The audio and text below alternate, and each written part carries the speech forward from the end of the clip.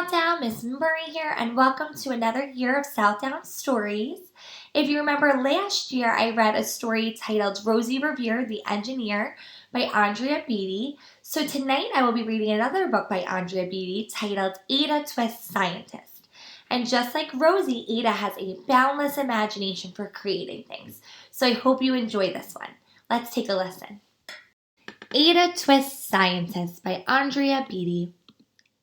Ada Marie, said not a word, till the day she turned 3. She bounced in her crib and looked all around, observing the world, but not making a sound. She learned how to climb and made her big break, with a trail of chaos left in her wake. She ran through the day, chasing each sound in sight, and didn't slow down till she clunked down at night. Her parents were frazzled, but tried not to freak, as Ada grew bigger and still did not speak. Clearly young Ada, with lots in her head, would have something to say when it ought to be said. That's just what happened when Ada turned 3. She tore through the house on a fact-finding spree and climbed up the clock just as high as she could. Her parents yelled, "Stop!" as all good parents would. Ada's chin quivered, but she did not cry. She took a deep breath and simply asked, "Why?" Why does it tick and why does it talk? Why don't we call it the granddaughter clock? Why are there pointy things stuck to a rose? Why are there hairs inside of a nose? She started with why and then what, how, and when. By bedtime she came back to why once again. She drifted to sleep as her dazed parents smiled at the curious thoughts of a curious child who wanted to know what the world was about. They kissed her and whispered, "You'll figure it out." Her parents kept up with their high-flying kid, whose questions brought chaos. Both grew as she did. Even Miss Greer found her hands were quite full when young Ada's chaos wreaked havoc at school. But this much was clear about Miss Ada Twist. She had all the great traits of a great scientist. Ada was busy the first day of spring, testing the sounds that the mockingbirds sing, when a horrible stench whacked up right up her nose, a pungent aroma that curled up her toes. "Zowie," said Ada, which got her to thinking. What was the source of this terrible stinking? How does a nose know there's something to smell? And does it still stink if there's no nose to tell? She rattled off questions and tapped to her chin. She started to start where she ought to begin. A mystery, a riddle, a puzzle, a quest. This was the moment that Ada loved best. Ada did research to learn all she could of smelling and smells both stinky and good. One hypothesis Ada thought could be true. The terrible stink came from Dad's cabbage stew. She tested and soon Ada knew. It was time to come up with hypothesis 2. Then zowie, the stink struck again, just like that. Hypothesis 2, it's caused by a cat.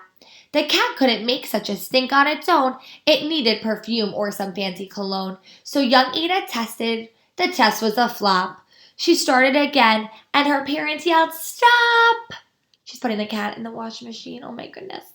Ada Marie, to the thinking chair now. By the time we count 3. "Enough," said her mother. "That's it," said her dad. Her parents were frustrated, frazzled, and mad. "Why?" Ada questioned. Her mother said no. "What, Abe?" Ada queried. Her father said, "Go. You've ruined our supper. You've made the cat stink. Enough with your questions. Now sit there and think." She looked at her parents. Her heart turned to goo. Poor Ada Twist didn't know what to do. She sat all alone, herself in the hall, and Ada once more could say nothing at all. So Ada sat, and she sat, and she sat, and she thought about science and Stu and the cat, and how her experiments made such a big mess. Does it have to be so? Is that part of success? Are messes a problem? And while she was thinking, what was the source of the terrible stinking? Ada Marie did what scientists do. She asked a small question, and then she asked 2. And each of those led to 3 questions more. And some of those questions resulted in 4. As Ada got thinking, she really dug in. She scribbled her questions and tapped on her chin. She started with why and then what, how, and when. At the end of the hall, she reached why once again. Her parents calmed down and they came back to talk. They looked in the hallway and just had to gawk. No patch of bare paint could be seen on the wall. The thinking chair was now the great thinking hall. They watched their young daughter and sighed as they did. What would they do with their curious Kim, who wanted to know what the world was about? They smiled and whispered, "We'll figure it out." And that's what they did, because that's what you do when your kid has a passion and heart that is true. They remade their world. Now they're all in the act of helping young Ada sort fiction from fact. She asks lots of questions. How could she resist? It's all in the heart of a young scientist.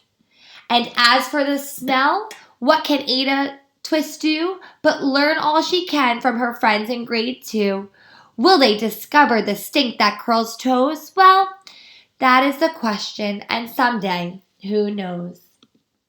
The end.